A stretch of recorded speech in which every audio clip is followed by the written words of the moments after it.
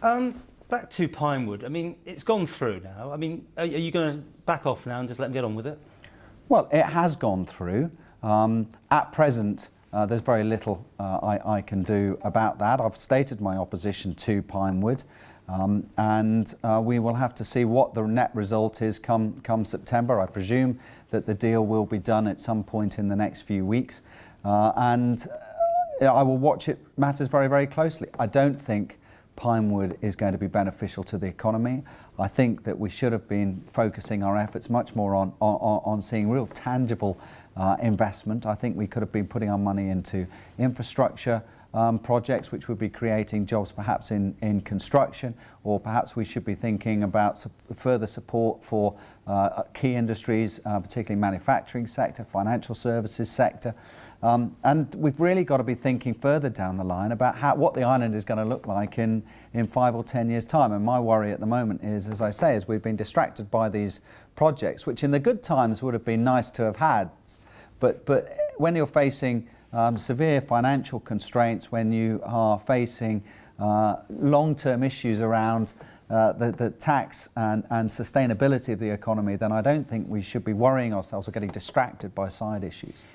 But I mean, Mr. Cannan, you're new into the House. I mean, you're causing a few waves, as I said at the beginning, sort of thing. But do you think eventually, when I can see you in Parliament 2's time, probably being up there in the Council of Ministers, do you think you'll be changing your tune then, once you're on the inside looking out? Well, look, I think I came in to Tynwald and into the Keys knowing that we were facing severe financial challenges. I don't think that I came in with the view that I should just keep quiet. I believe the reason why I stood is that at 44, 45 years old, I've got many years of a different experience under my belt. I've run businesses, I've been down to London, I've worked in the financial markets down.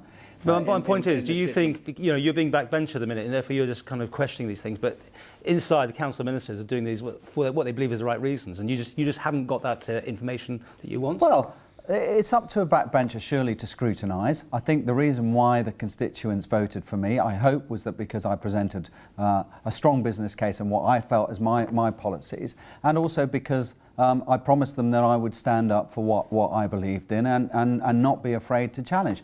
We shouldn't be afraid in any democracy for scrutiny. And yes, I mean, of course I'm willing to do what I think is best for the Isle of Man, and I wouldn't rule out ever becoming a minister. But in terms of changing my tune, I don't think that would ever be the case. I would always look to do what was best for the island. Are you going to be difficult? In terms of? Just doing this, are you going to make the next 5 years of... Look, I would rather us have a very smooth ship with clear focus, clear goals to aim towards, and that we were all working towards those objectives. But in any political environment, in any democracy, there will always be disagreement. It just so happens that there have been two major issues that I happen to have strong views on, and particularly when it comes to the financials. I think the key is that we maintain financial stability and that we keep as much strength in the reserves as we possibly can, and that we balance that out with the need to invest in the economy where needed for direct tangible returns, and that we build a long-term sustainable future.